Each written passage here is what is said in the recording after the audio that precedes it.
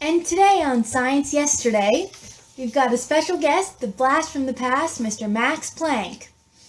He is a German scientist, and it is such an honor to have him here with us today. Oh, well, thank you. It's an honor to be here. So, Mr. Planck, let me ask you, can you tell us about your discoveries leading up to your recent Nobel Prize? Well, you see, what I did is I measured the wavelength of light that was emitted from a hot object. And I did this over and over and over and over. And then I switched the object and did that over and over. And eventually, from this experimental data, I calculated my own constant. And guess what I found? Well, I found that the energy of matter is actually quantized. No way. Yeah. Now tell me, did you have any help with this experiment? Oh, technically. But silly Rally and Jeans had the equation wrong. Well, I guess joke's on them, huh? What an honor to have you here with us today, Mr. Planck. Thank you so much.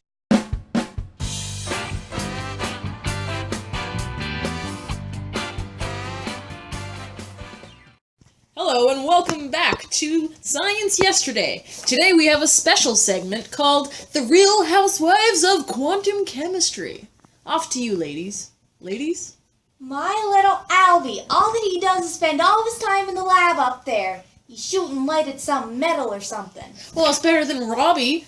He's covered in grease all the time, making an oil dropper. Oh no, but this wasn't just any kind of metal. It's special metal with electrons on it. I clean up their mess. And all they're doing is playing with magnets. They're like children. Oh, babe, why don't I just love the oceans and the beaches. I wish Lewis would appreciate it too. We were looking at the crashing waves and he took off to his lab. He left me, but he was yelling diffraction patterns, whatever that means. My Niels, he loves that hydrogen atom more than he loves me. That damn spectra, whatever it is. It's okay. Guys, listen, I'm sure each of them has made a great contribution to society. Well, I guess that is true. I mean, Albie was telling me about what he was doing and just something about frequency and that sort of thing. You know, frequency matters most, not the brightness. So like a really bright light with the wrong frequency doesn't matter. But even a really dim light with the right frequency does. He said something about light is quantized or something like that, and it acts like matter. Oh, well that's cool. Robert did something with quantization too.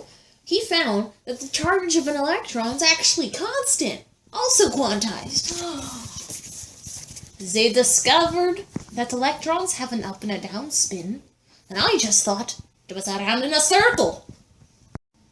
And don't you forget that light has wave-like properties. He applied quantization to the hydrogen atom, and its emission spectrum proved that the atoms only exist in quantized states. How cool is that?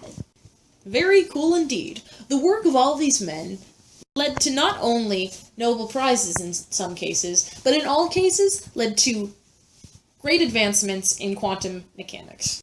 With a special thanks to Elsa Einstein, Greta Erwin Blanchard, Marguerite Norlund, Sterling Gerlach's housekeeper, and Louis de Bragelie's special friend.